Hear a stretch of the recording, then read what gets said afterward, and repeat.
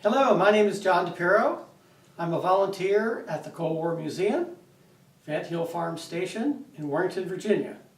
And we'd like to talk today about an incident that is sort of generally considered to be the first official shoot down of the Cold War, the spy plane war.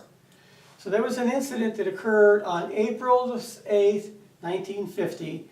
This is a poster here that memorializes that event. And what occurred, an aircraft, a Navy patrol aircraft, a type called the privateer, which were used shortly right after World War II.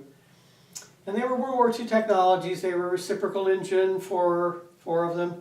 And so on this particular day, that airplane flew up into the Baltic Sea. And its job was to get the Russians to light up their radars so that we could start doing intelligence gathering on the frequencies that they used and where their radars were located and that sort of thing.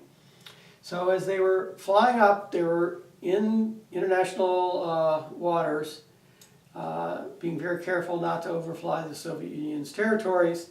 But the Soviet Union decided that it was going to go out there and shoot it down anyhow. And that's exactly what happened. Now there were 10 men on board the airplane. The Swedes recovered 2 bodies. The other men were considered missing in action, and after a year then were declared dead, and basically life went on. Now, in the summer of 2013, an interesting thing happened here. A lady by the name of Annie Farmer came by to see us, and she asked if we had any information on the privateer, and we had this poster out. But that's really all we had at that stage. So as we talked a bit, then Annie finally said, my husband was the pilot of this airplane. And I went, well, she was. She says, yes, but his friend, Bob Reynolds, came to him and said, can we switch missions? Bob Reynolds said, I'll take your mission today, you take my mission tomorrow. And they switched, and Bob Reynolds was shot down and never seen again. So after a fairly long period of time, when the Soviet Union started coming apart, Bob Reynolds' wife got involved. She wrote a letter to President Reagan. She wrote letters to Gorbachev to start seeing if she could find out what the Russians knew about her husband. And she went to the Soviet Union. She went to Moscow, and what she discovered was the 8 missing men had indeed survived the shoot down.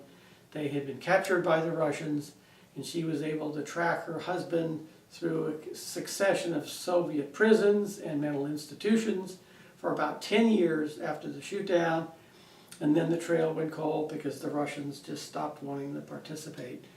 So really interesting story. So I went over into our archives and I started researching, and what I figured out is that Bob Reynolds' wife had gotten along in years, and her husband was a World War II veteran, and so she was worried about where the files would end up. And so she sent the files to the Cold War Museum, and we have them in our archives.